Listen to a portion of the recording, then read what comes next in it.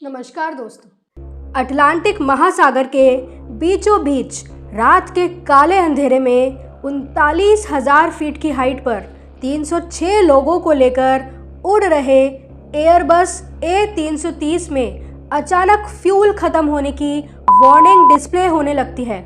Aeroplane की lights चली जाती है और पूरे एयरक्राफ्ट में अंधेरा छा जाता है। एयरक्राफ्ट तेजी से नीचे गिरने लगता है।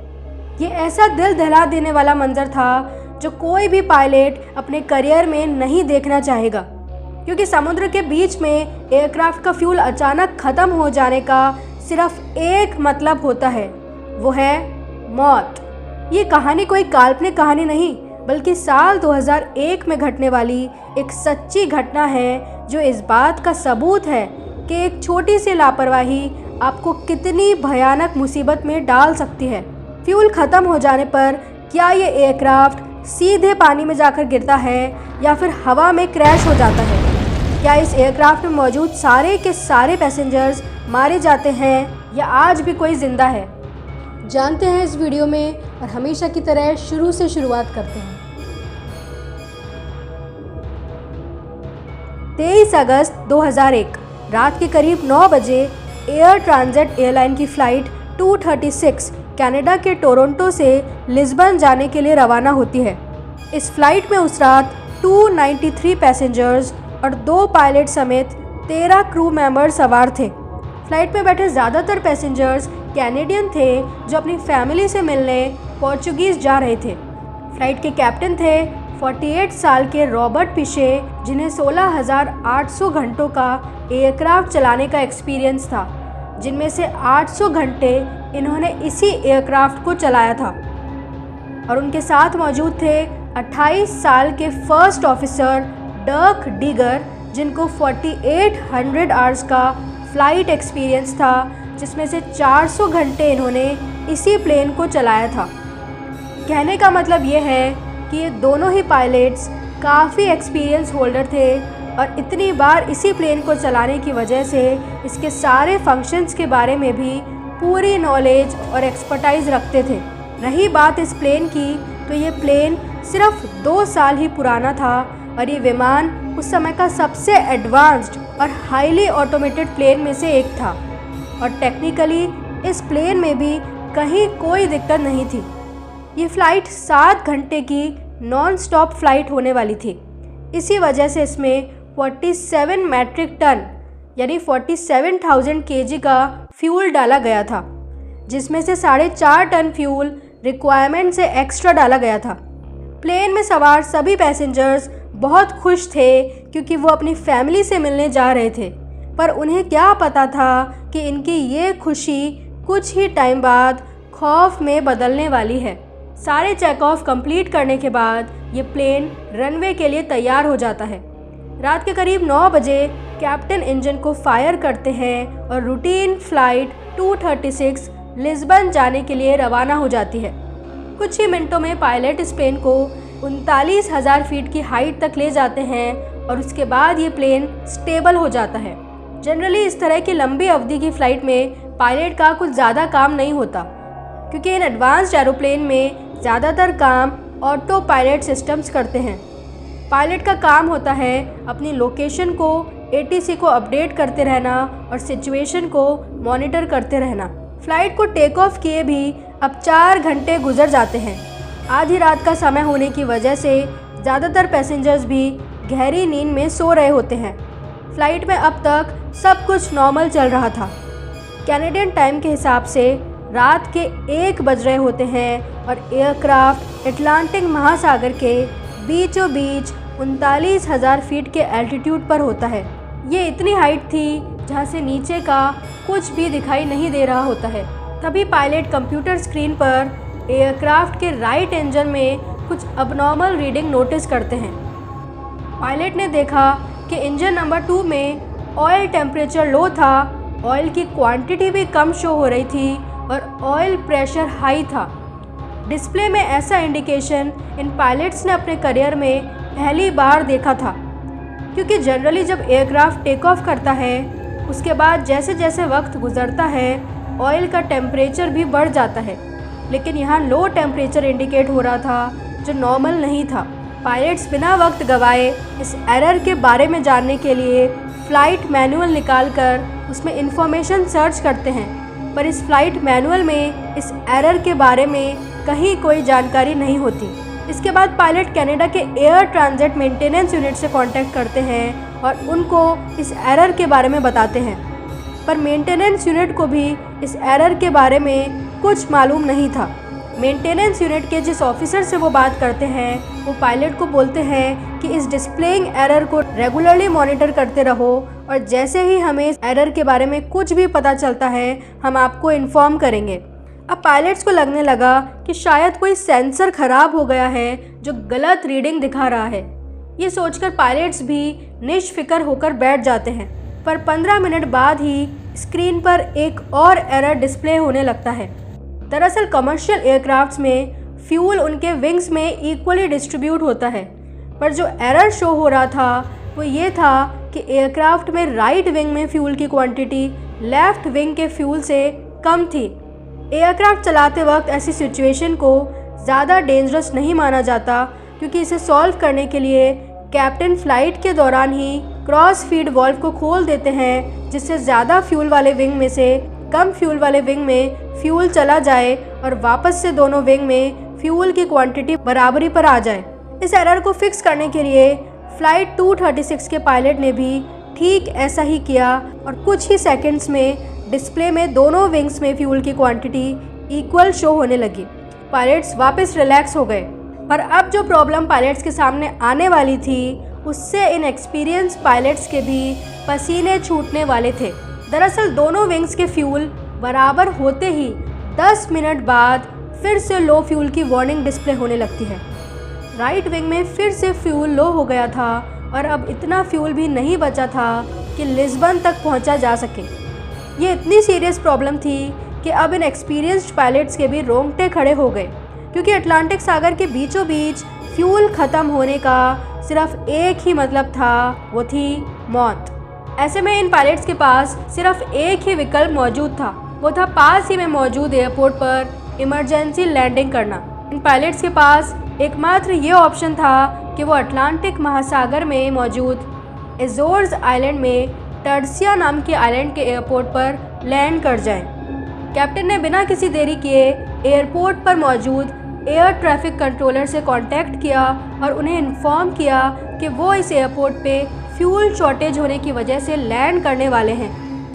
पर अभी तक पायलट्स को भी श्योरिटी नहीं थी कि वो इस एयरपोर्ट तक पहुंच भी पाएंगे या नहीं, या फिर उन्हें ओशन में ही लैंड करना पड़ेगा। इस वक्त तक एयरक्राफ्ट में सिर्फ 7 टन फ्यूल बचा था, जो इस एयरक्राफ्ट की फुल कैपेसिटी का 6% फ्यूल था, और वो भी बहुत तेज़ी से कम होता जा रहा था। एयरक्राफ्ट पर मौजूद पायलट्स ये नहीं समझ पा रहे थे कि फ्यूल इतना अबनॉर्मल तरीके से क्यों कम हो रहा है, या फ्यूल कहीं से लीक हो रहा है, या एयरक्राफ्ट के सेंसर्स ही ख़राब हो चुके हैं जो गलत रीडिंग दिखा रहे हैं। ये पता लगाने के लिए कैप्टन ने फ़्लाइट के ही एक अटेंडेंट को इंस्ट्रक्शन दिए कि वो चेक करे कि प्लेन अपने पीछे कोई फ्यूल लीकेज करता हुआ तो नहीं दिख रहा है। पर रात के काले अंधेरे में क्रू को भी कोई लीकेज नहीं दिखाई दिया।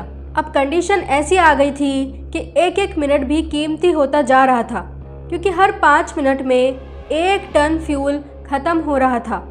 ऐसे में एयरक्राफ्ट में मौजूद सभी लोगों की जान अच्छी किस्मत के साथ साथ पायलट के सही डिसीजन पर निर्भर करती है। प्लेन में ऐसा कोई सिस्टम नहीं लगा था जो पायलट को ये बताए कि प्लेन में फ्यूल लीक हो रहा है। पायलट को वार्निंग पढ़कर खुद ही ये गैस करना था, पर इस एयरक्राफ्ट के दोनों पायलट को अभी भी कुछ कंफर्म नहीं हुआ था कि आखिर ये हो क्या रहा है। इस दौरान कैप्टन और फर्स्ट ऑफिसर लगातार मेंटेनेंस यूनिट और एयर ट्रैफिक कंट्रोलर से संपर्क में थे।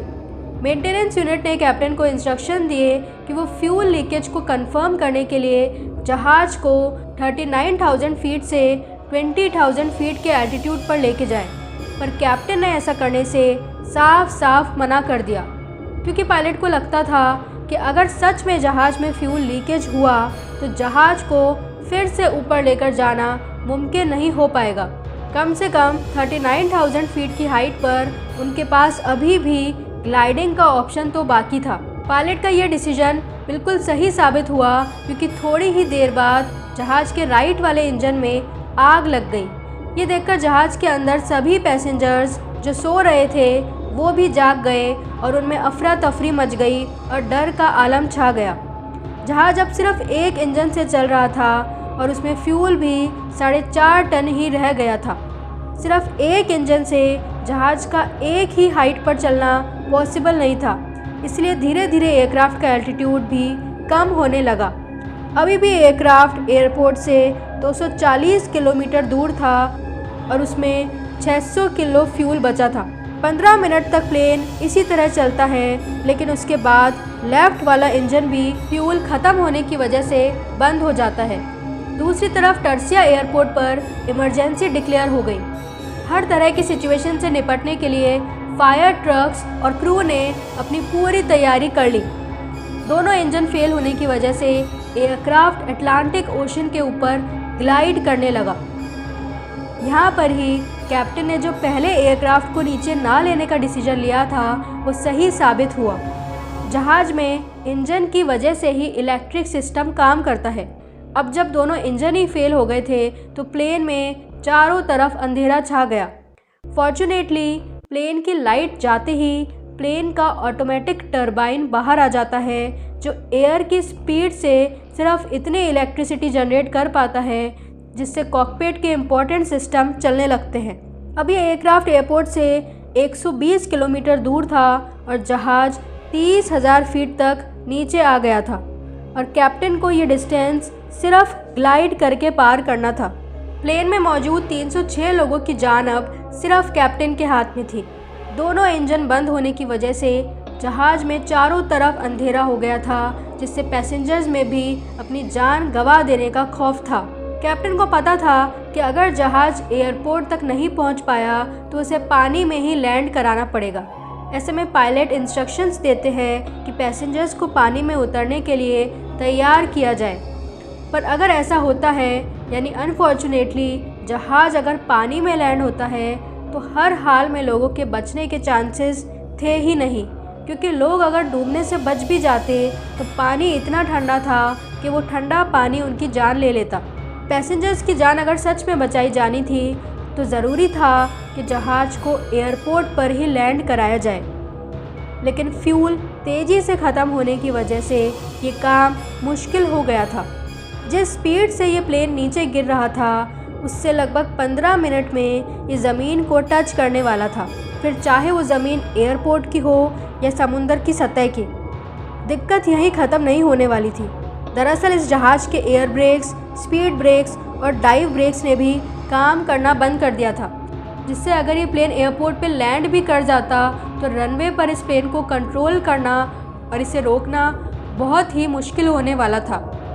वहीं टर्सिया एयरपोर्ट पर सारी तैयारियां हो जाती है और रनवे की लाइट को ऑन ऑफ कर दिया जाता है, जिससे दूर से ही कैप्टन रनवे को देख ले और लैंडिंग करने में आसानी हो।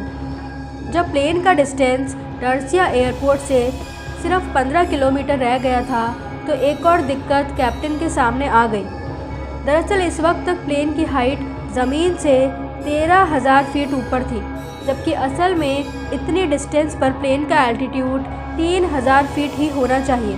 अब ऐसे में कैप्टन अगर बहुत तेज़ी से एल्टीट्यूड कम करने की कोशिश करते हैं तो प्लेन की स्पीड तेज़ हो जाएगी और ऐसे में एरोप्लेन क्रैश भी हो सकता था।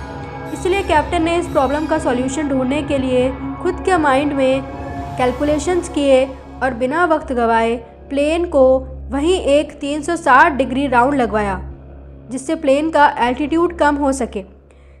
ये 360 डिग्री राउंड जब कंप्लीट हुआ तब एयरपोर्ट से डिस्टेंस तो सेम था, पर ज़मीन से एल्टीट्यूड 5,000 फीट रह गया था।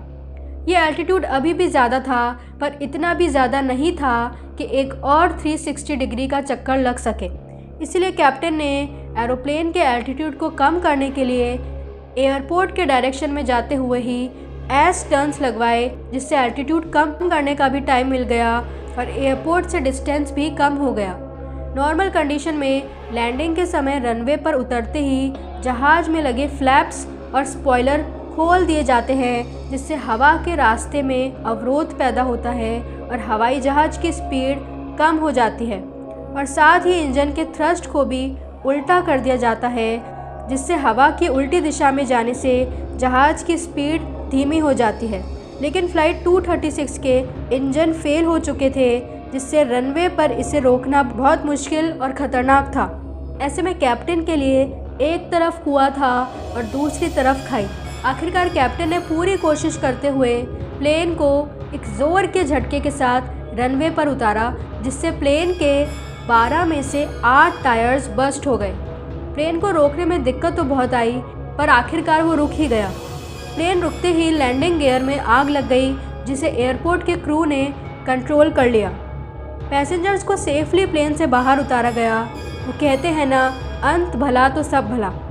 एविएशन हिस्ट्री में फ़्लाइट 236 पहला ऐसा पैसेंजर प्लेन बना जिसने बिना इंजन के सबसे लंबे समय तक ग्लाइड करने का रिकॉर्ड बनाया। पर सवाल ये आता है कि बीच रास्ते में जहाज़ का फ्यूल ख़त्म ही क्यों हुआ।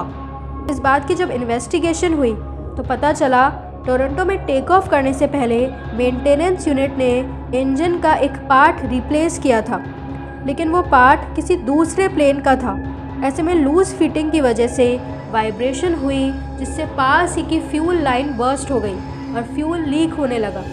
इस इंसिडेंट के बाद से ही एयरबस में एक ऐसा नया सिस्टम इंट्रोड्यूस हुआ जिससे पायलट को पहले ही फ्यूल लीकेज की वार्निंग मिल जाए और कोई अनहोनी ना हो।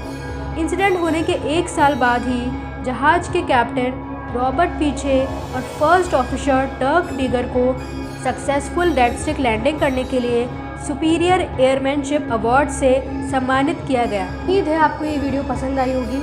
मिलते हैं अगले वीडियो में।